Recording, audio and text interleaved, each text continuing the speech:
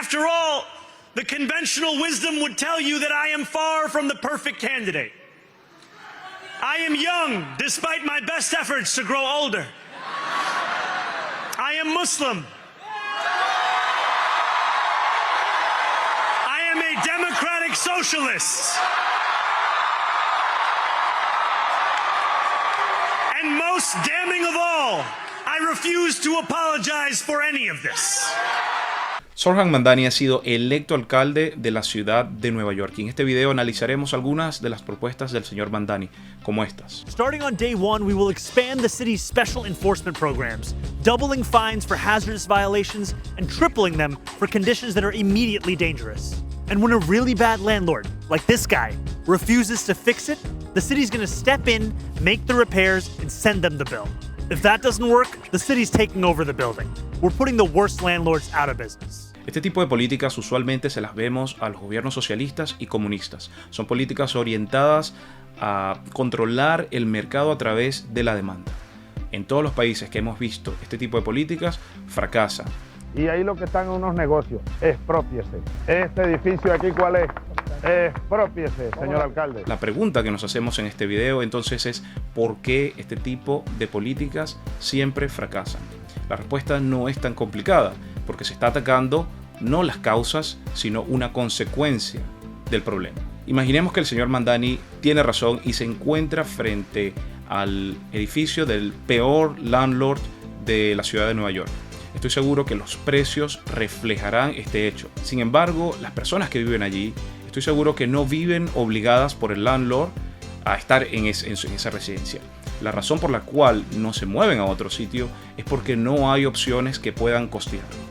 Entonces vemos que el problema no es el landlord, no es el propietario, sino la insuficiencia de viviendas, la insuficiencia de ofertas. Pero no conforme con esto, es decir, amenazar con expropiar las viviendas de los propietarios, continúa con un plan de congelamiento de los precios, Freezing Rent Policy. Veamos cuál es el efecto de este tipo de políticas. Si usted congela los precios, el efecto que ocasionará es, primero, aquellas personas que consideren que a los precios congelados su vivienda no les es rentable alquilarlas, entonces las sacarán del mercado. Por lo tanto, usted de un golpe lo que ha hecho es disminuir la oferta de viviendas.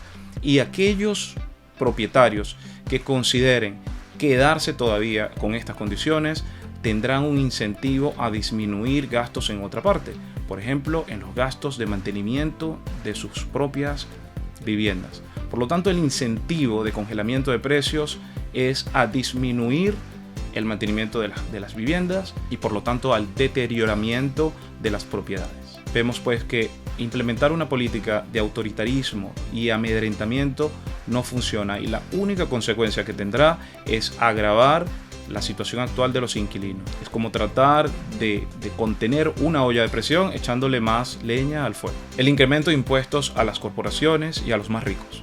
La curva del AFE nos muestra que a partir de cierto punto de tasa impositiva las recaudaciones empiezan a disminuir. Intuitivamente podemos ver que si su tasa impositiva es de 0, por supuesto su recaudación será de 0. Pero si su tasa impositiva aumenta a 100, también su recaudación será 0. Por lo tanto, el punto óptimo se encuentra en algún punto entre 0 y 100. Lo que debemos considerar es que las personas no son entes estáticos. Las personas tratarán de anticipar las medidas que tomará el gobierno. Y por ejemplo, con un aumento de impuestos, algunas personas o corporaciones preferirán moverse de domicilio a una zona donde los impuestos sean más accesibles. Por lo tanto, no es una traducción directa aumentar los impuestos a aumentar las recaudaciones. De hecho, aumentando los impuestos podría que sus recaudaciones disminuyan.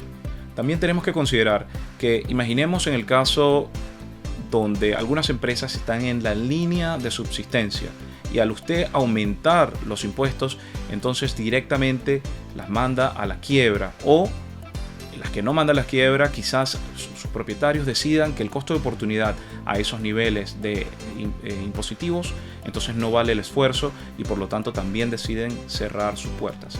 En este caso, usted está automáticamente dejando desempleados a todas esas personas y por lo tanto su recaudación también disminuirá. Transporte público gratis. Milton Friedman sostiene que no existe tal cosa como un almuerzo gratis. Lo que quiere decir es que el dinero para financiar este tipo de políticas públicas tiene que venir de otra parte de la economía. Se están extrayendo recursos de otra parte de la economía para poder financiar el transporte público gratis. Este tipo de políticas lo que hace es destruir riqueza y crear desempleo en otra parte de la economía. Y ustedes se podrán preguntar, ¿pero cómo es esto posible?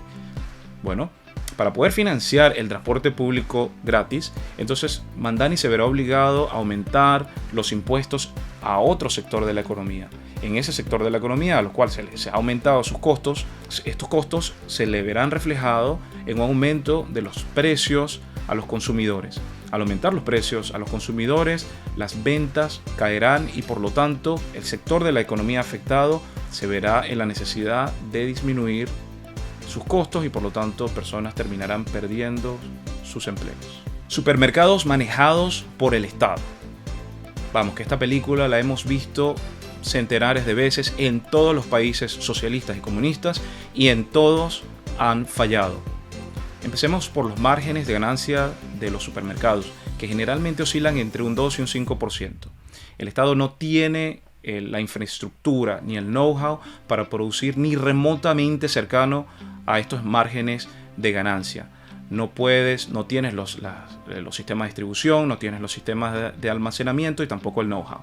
Por lo tanto, es completamente absurdo. Lo que me parece a mí verdaderamente sorprendente es que si de verdad quisieran disminuir los precios a los consumidores, lo cual es un objetivo loable, obviamente, y por eso es que lo venden políticamente, que a ninguno de estos políticos ni a sus asesores económicos se les pase nunca, jamás, en ningún caso, por la cabeza solucionar el problema de la forma más eficiente posible, eliminando, por ejemplo, el sales tax, el impuesto al consumidor.